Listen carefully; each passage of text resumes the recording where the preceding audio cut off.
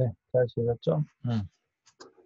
자, 이제 또 3교시 해보도록 하겠습니다. 자,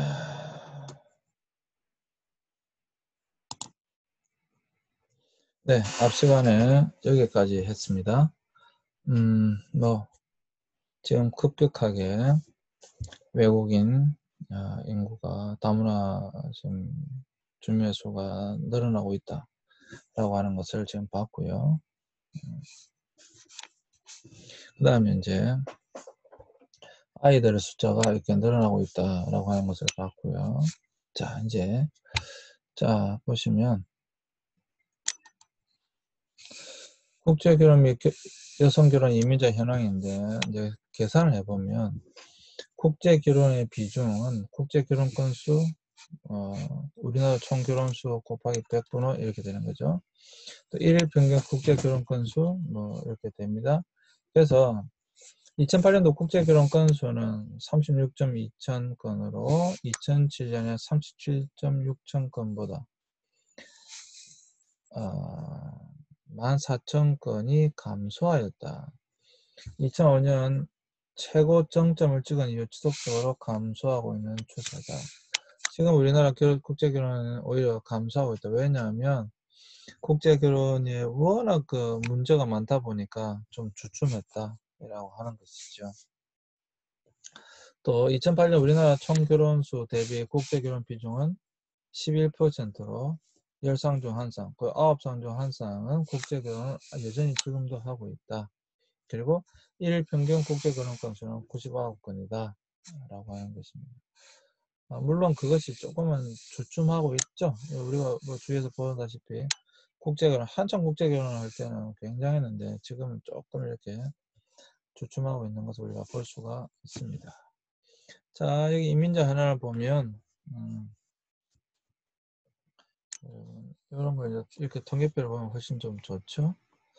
2004년도에 이렇게 되어 있고 2005년도에 이렇게 되어 있고 2006년도에 이렇게 2007년도 2008년도 그러니까 점점 올라가다가 이제 조금씩 이렇게 떨어지고 있는 올라가서 점점씩 떨어지고 있는 그런 추세를 보이고 있다 라고 하는 것이죠.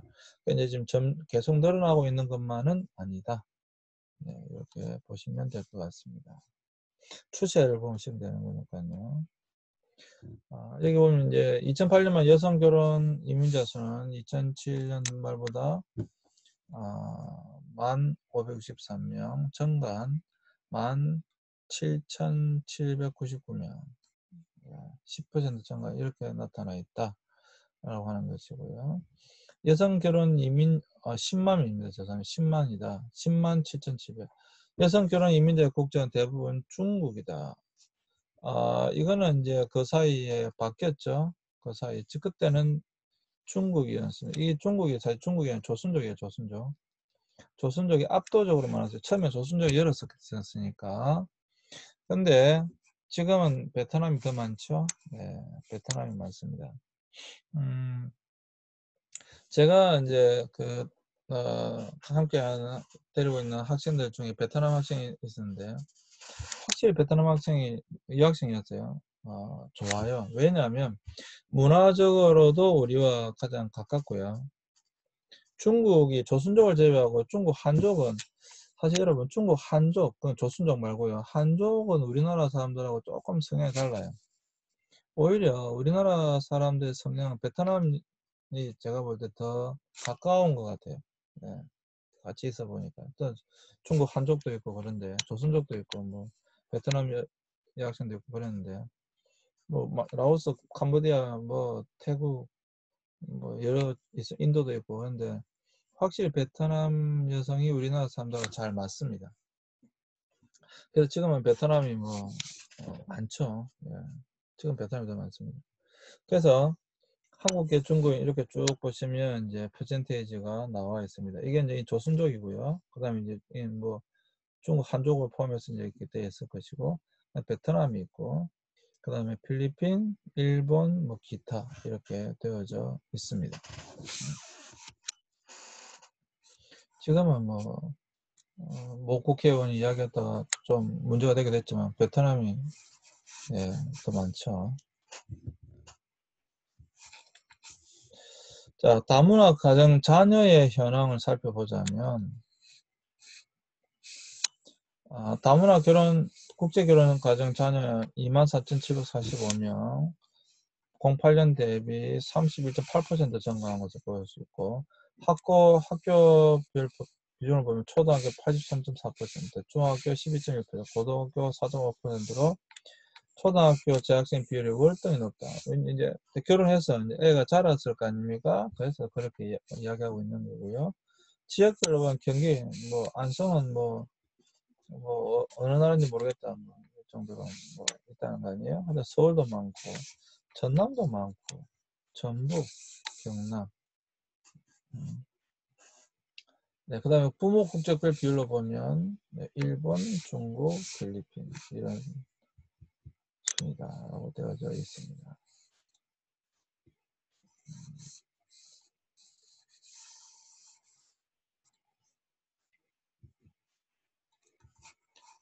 자, 다문화 가정의 현황 여기 보시면 초, 중, 고 이제 여기 보시면 여러분 이런 것도 그냥 추세를 한번 보면 되는 겁니다. 2006년도보다는 더 올라가고 있죠. 점점 더 올라가고 있다.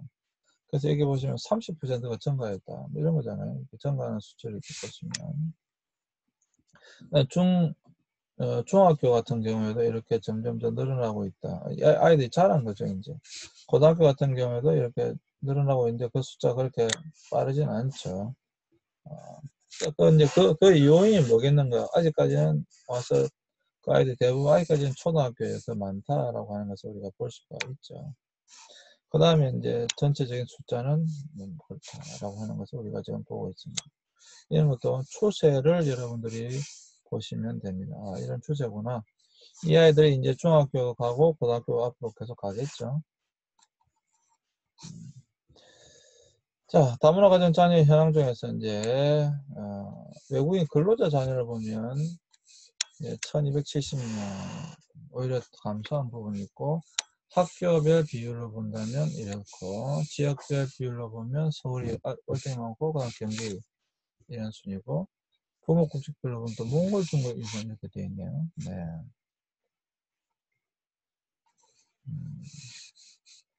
근로자 자녀일 때 그렇다는 겁니다. 근로자.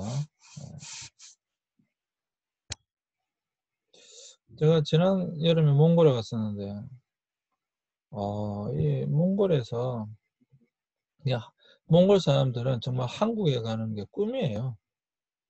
어떻게 해서든지 한국에 오고 싶어 합니다. 그리고 한국에 와서 이 사람이 체력이 좋으니까 일을 해가지고, 그 가장 간단한 대표적인 게 이사센터, 택배 이런 거 있잖아요. 그러니까 돌아가서 우리나라와 똑같은 이사센터 울란바토르에 만드는 사람도 봤고요. 택배도 많이 거 봤습니다. 그러니까 우리나라에서 배워서 시스템 일을 해서 그대로 이제 몽골에 가서 하는 것을 제가 봤습니다. 그런 것도 있더라고요. 다문화 가정 자녀의 현황에서 보면 외국의 근로자 자녀들 이렇게 있는 것을 볼 수가 있습니다. 이것도 어떤 추세를 한번 보시면 됩니다.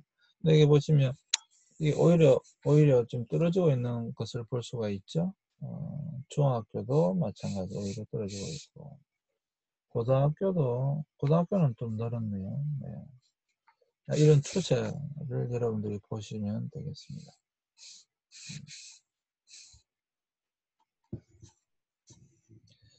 자, 다문화 가정의 자녀의 교육 현황, 학교 수, 그 다음에 학생 수, 뭐 교원 수, 분교는 학교에 제외되고 고등학교는 일반계 전문계 쭉 다 포함되는 것이고 근데 여기에 방송통신, 고등기술, 산업체 부사학교는 제외되어 있다. 대학교에는 포함되어 있으면 또 제외되어 있다. 대학원에도 이렇게 되어 있다. 뭐 이렇게 또 여러분들이 추세를 이렇게 보시면 되겠습니다. 다문화 가정 자녀의 교육 현황에서 학급당 교원 1인당 학생 수 이것도 여러분들이 추세를 한번 보면 될 것 같고요. 이게 이제 중요한데 취학률 및 진학률입니다. 여러분들 이걸 보시면 유치원, 고등학교, 초등학교, 그다음에 중학교, 고등학교, 그 다음에 대학교 진학하는 비율이 보시면 조금씩 차이가 있죠. 진학률. 그래서 보세요. 초등학교, 중학교 진학률은 거의 99%예요. 중학교, 고등학교 가는 것도 거의 99%. 근데 고등학교, 대학 가는 곳은 한 80%. 이런 식으로 되어져 있다. 일반계 고등학교와 전문계 고등학교의 이런 진학률의 모습도 보고 볼 수가 있습니다. 이것은 중요한 이유가 뭐냐면 정말로 이 다문화 가정의 자녀들이 우리나라에서 정상적인 교육을 받고 있느냐, 사회 일원으로서 어떤 그런 정상적인 교육을 잘 받아야지만 앞으로 우리나라 국민으로서 잘 살아갈 수 있을 거 아니에요. 그게 아니라 만약에 다문화 가정의 자녀들을 제대로 잘 하지 못했을 경우에는 오히려 이후에 사회에 문제가 될 수 있으니까 이런 부분들은 굉장히 우리가 관심을 가지고 사실 다뤄야 될 부분입니다. 우리가 다문화 상담을 하는 이유가 뭐겠어요? 미래뿐만 지금 현재도 마찬가지지만 어떤 문제의 소지가 있는 그 학생들 또 가정들 잘 다루어서 우리 사회를 건강한 사회로 만들어야 된다라고 하는 거잖아요. 그것 때문에 우리가 배우고 있는 거니까 굉장히 중요한 부분이다. 자, 여기서 이제 이런 문제가 나옵니다. 자, 결혼 이민자의 소득인데요. 결혼 이민자의 살림은 넉넉지 않다라고 하는 거예요. 월 평균 가구 소득이 100에서 200만 원 미만이 38.4% 가장 많았고 100만 원 미만도 21.3%. 전체 가구의 60% 정도가 200만 원 이하의 월 소득으로 생활하고 있다라고 하는 거예요. 고소득층이 500만 원 이상은 2.1%에 불과했다라고 하는 것입니다. 그래서 월소득 100만 원 미만인 저소득층의 출신국별로 분류한 결과 필리핀 28.7%, 중국 조선족 24.7%, 캄보디아 23.7%, 베트남 22.5%, 태국 22.1% 순이었다. 이때 한국의 월 평균 가구 소득은 332만 2천 원인데 한 100여만 이상 차이가 난다라고 하는 것이죠. 이게 지금 옛날 통계니까.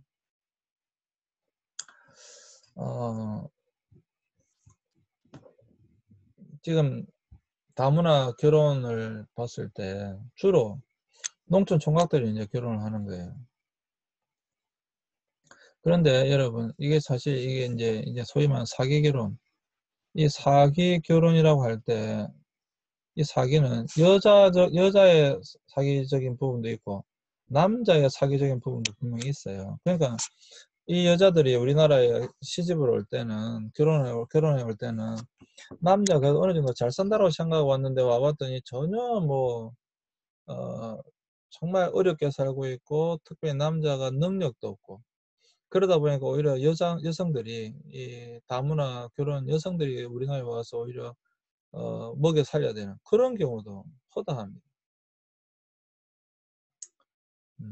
물론 이 여자가 의도적으로 남자를 속이고 결혼을 통해서 우리나라에 들어와서 국적만 취득하고 도망가는 경우도 물론 많이 있습니다.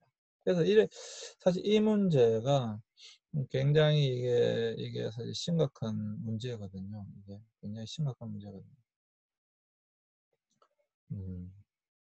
이 소득의 이거 경제적인 부분의 이거 이건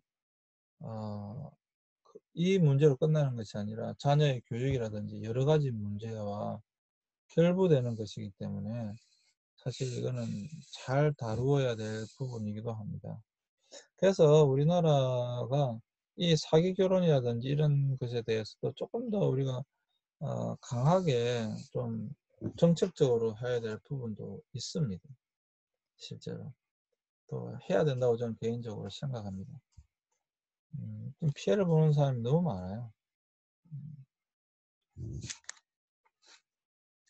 그리고 이게 또 문제가 되는데 부부 간 학력과 나이 차이 부부 간 학력 및 나이 차이도 큰데 여성 결혼 이민자와 한국인 남편의 나이 차이는 평균 10살 학력이 초등학교 이하인 여성 이민자의 51%가 고졸 이상 한국인 남편과 결혼했다고 하는 거예요. 그래서 학력은 출신국에 따라 다른데 북미, 호주, 뭐 서유럽, 일본 등 선진국은 대졸 이상 60% 이상이었지만 캄보디아, 베트남 등은 중학교 이하가 대부분이었다라고. 그러니까 우리나라에 시집 온 사람이 어떤 사람이 오냐라고 하는 거예요. 당연히 그 나라에서 뭐 잘 살거나 그 나라에서 뭐 이런 사람이 와서 결혼하고 오는 것이 아니다라고 하는 것이죠. 어쩔 수 없이 오는 것인데 이 평균 열살이라고 하는 것이지만 보통 남자의 나이는 40살이 넘었는데 여자는 뭐 20살, 20년 차이가 나는 거죠.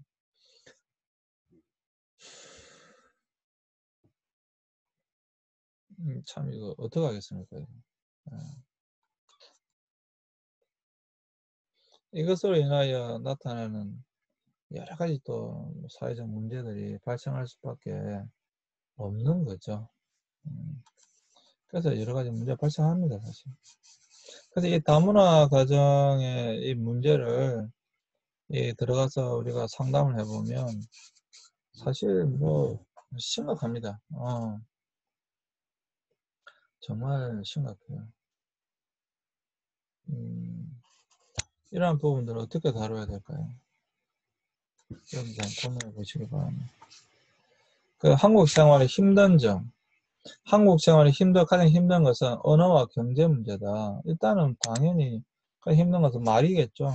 그리고 방금 돈의 문제. 여성은 언어 문제, 경제 문제, 자녀 문제로 뽑았고 남성은 경제 문제, 언어 문제, 편견 및 차별로 뽑았습니다. 그래서 25.7%는 최근 1년간 생활비가 없어서 돈을 빌려야 했고 16.1%는 사회보험료를 민감했으며 10.6%는 병원 치료를 중단 포기했고 5.3%는 전기 수도를 미납한 경험이 있는 것으로 조사되었다. 그래서 자녀를 교육할 때 가장 어려운 점은 학원비 마련과 학습 지도였다. 여전히 다문화 가정도 이런 문제점들을 이야기하는 것이죠. 일단 언어가 힘들다라고 하는 걸 우리가 이해할 수 있죠. 당연히 언어가 힘들 수밖에 없잖아요. 한국말이 여러분 그렇게 쉬운 말도 아닙니다. 언어가 어렵다. 그럼 뭐 얼마든지 이해할 수 있죠. 근데 이 경제적 부분들, 또 자녀의 부분들, 이런 부분들 어떻게 할 거냐. 또 여기 또 굉장히 언어의 문제가 물론 포함될 수 있지만 문화적 차이. 이게 작지 않습니다. 이거. 작지 않아요. 사실 가장 큰 문제는 언어 문제가 아니라 이게 요즘 경제 문제예요. 경제 문제. 경제 문제만 여도 만약에 해결되어진다고 한다면 그래도 이 사람들이 살아갈 수 있는데 이 경제 문제가 해결 안 되면 정말 살기가 어렵습니다. 다문화 가정의 경우에 더 그래요.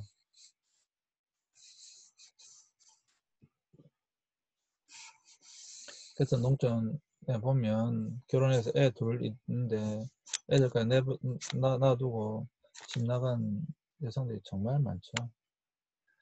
취업률도 극히 저조했습니다. 결혼 이민자의 40%가 취업하고 있지만 남성 취업률은 크게 떨어진 것이고요. 가족 관계 등 삶에 대한 만족도도 보면 삶에 대한 만족도 상당히 높은 여성 결혼 이민자는 57%, 남성의 53.3%가 현대 사회에 만족한다. 그래도 절반 정도 만족한다. 근데 절반 정도 반대로 만족 못한다라고 하는 것이죠. 배우자에 대한 만족한 비율이 74.8%로 우리나라보다 오히려 높았다라고 하는 것이죠. 상당히 어떻게 보면 또 긍정적인 요소이네요. 자, 이제 여기까지 하겠는데요. 이런 부분들을 사실 세부적으로 다루어야 됩니다. 세부적으로 다루어야 되는데 일단 오늘 여기까지 하고요. 일단 좀 더 세부적으로 다룰 수 있는 다문화 결혼이면 다문화 결혼, 뭐 다문화 교육이면 다문화 교육, 좀 세부적으로 다뤄야 돼요. 근데 지금 다문화 상담이다 보니까 이 정도로 현황 정도만 파악하고 지금 지나가는 것입니다. 자, 일단 네, 잠시 쉬겠습니다. 네, 수고하셨습니다.